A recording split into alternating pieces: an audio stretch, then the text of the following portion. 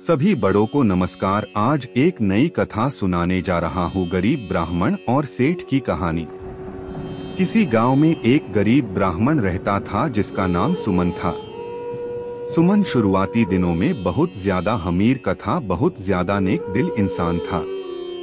हालांकि वे अभी भी एक नेक दिल इंसान ही थे, लेकिन उन्होंने इतना दान किया कि वह खुद ही गरीब हो गया था। लेकिन फिर भी गरीब ब्राह्मण कभी अपने दानी होने पर घमंड नहीं किया था और वह हमेशा से ही दान करता रहा था। अब वह बहुत ज्यादा गरीब हो गया था, लेकिन फिर भी वह अगर एक रोटी भी दान करने के लिए मिल जाता तो वरदान करने से पीछे नहीं हटता था। ब्राह्मण एक ऐसा दानी था जो कि अपनी दान करने के लिए खुद ही गरीब हो गया था। आपको बता देंगे, सुमन ब्राह्मण सोचा था कि हम इतना ज्यादा दान करूंगा तो भगवान मुझे जरूर मदद करेंगे। लेकिन फिर भी काफी दिन बीत जाने के बाद उनका कोई पुत्र या पुत्री नहीं हुआ था। फिर भी वह हमेशा से भगवान के नाम पर दान करते आ रहे हैं। आपको बता दें कि सुमन ब्राह्मण की उम्र बहुत ज्यादा हो गई थी और वह बहुत ज्यादा बूढ़े हो चुके थे। उनके पास खाने पीने के पैसे नहीं बचे थे। आप उनसे किसी भी तरह का काम नहीं हो पाता था और किनोवा तब भूख मारने की हो गई थी। तभी दूर गांव में ही किसी ने कहा कि एक सेठ है जो कि ईमानदारी खरीदता है, उसके बदले में वह सारा धन दौलत देता है। सुमन ब्राह्मण सोचा कि मेरे पास तो बहुत सारा ने किया है, मतलब कि बहुत सारा ईमानदारी है, जिसे बेचकर हम कुछ ना कुछ खरीद लेंगे। वह ब्राह्मण उस सेठ के बारे में पता करता है और उसी सेठ के पास जाता है अपनी कुछ ईमानदारी भेजने के लिए। जैसे ही वह घर से निकलता है, उसकी पत्नी ने 4 रोटियां बनाकर देती है कि रास्ते में अगर उन्हें भूख लगे तो उन्हें खाकर फिर आगे का रास्ता तय करें।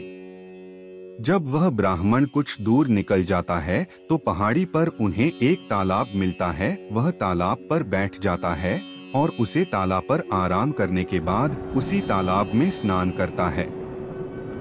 फिर वह ब्राह्मण अपनी वही 4 रोटी निकालकर खाने लगता है। तभी उसके सामने एक कुत्ता आ जाता है। जैसे ब्राह्मण अपनी रोटियां खाने के लिए खोलिए ही थे कि एक कुत्ता उसके सामने आ जाता है और कहता है कि मेरे बहुत सारे बच्चे भूखे हैं, क्या आप मुझे इन रोटियों को दे सकते हैं? ब्राह्मण उस कुत्ते को एक रोटी दे देता है। एक रोटी खाने के बाद कुत्ता कहता है कि मुझे बहुत ज्यादा भूख लगी थी, एक रोटी में मुझे कुछ नहीं होने वाला है, मुझे दूसरा रोटी भी चाहिए ताकि मेरा पेट भर जाए। और उसके बाद ब्राह्मण दूसरा रोटी भी दे देता है और उसी तरह से उन्होंने दूसरा रोटी भी कुत्ते को खिला देता है।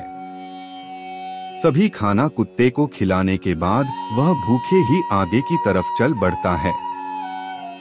आगे चलते चलते वह उस सेठ के पास पहुंच जाता है जो ईमानदारी को खरीद लेता था। उसके बदले में उसे बहुत सारा धन दौलत दिया करता है।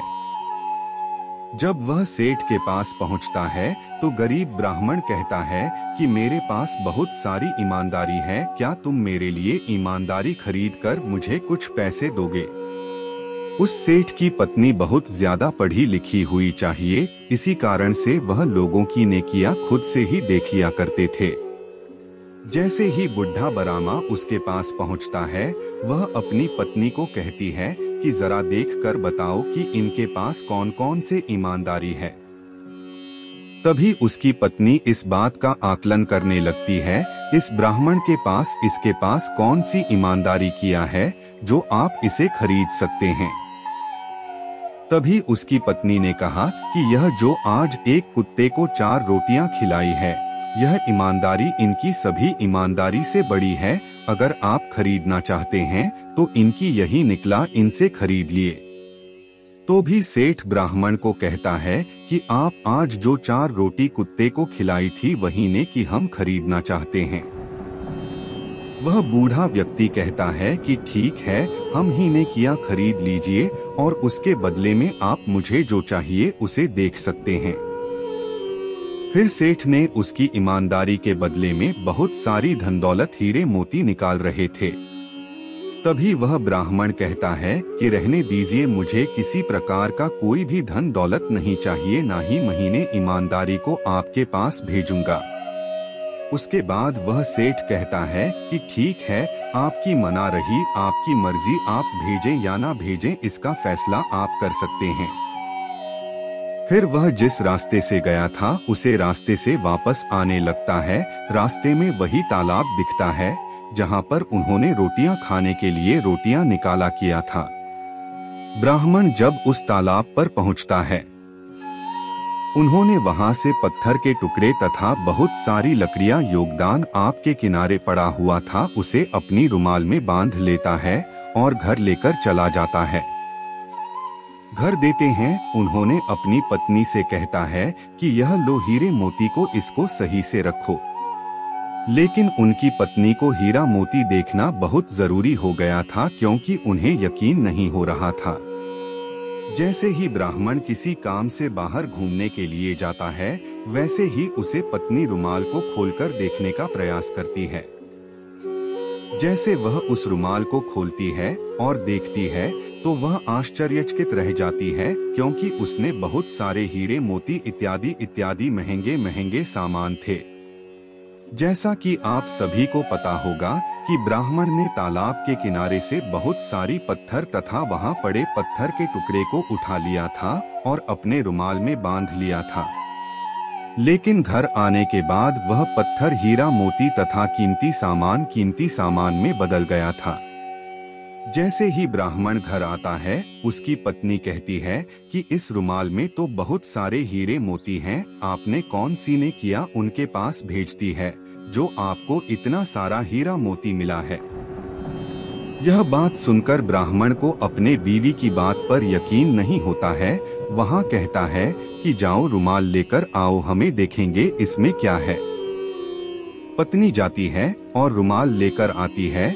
जब ब्राह्मण रुमाल को खोल कर देखता है तो वह स्त्री सच बताया जाता है कि उसमें बहुत सारे हीरे मोती रखे हुए थे।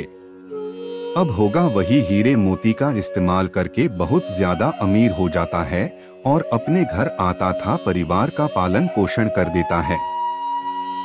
इस कहानी से हमें अपने किसी भी गुणों को नहीं भेजना चाहिए और हमारे द्वारा किया गया कोई भी अच्छा कार्य हमें वापस इसका फायदा जरूर मिलता है।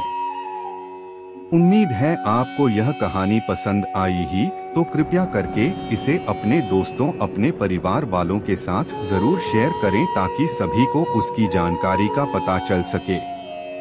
दोस्तों, इस वीडियो में बस इतना ही, मिलते हैं अगले वीडियो में। अपना ख्याल रखिएगा। कृपा करके आप मेरे चैनल को सब्सक्राइब करें और मेरी वीडियो को लाइक करें ताकि मुझे धार्मिक वीडियो बनाने का हौसला मिलता रहे और आप सबका प्यार भी मिलता रहे। कृपा मेरे चैनल को सब्सक्राइब करें।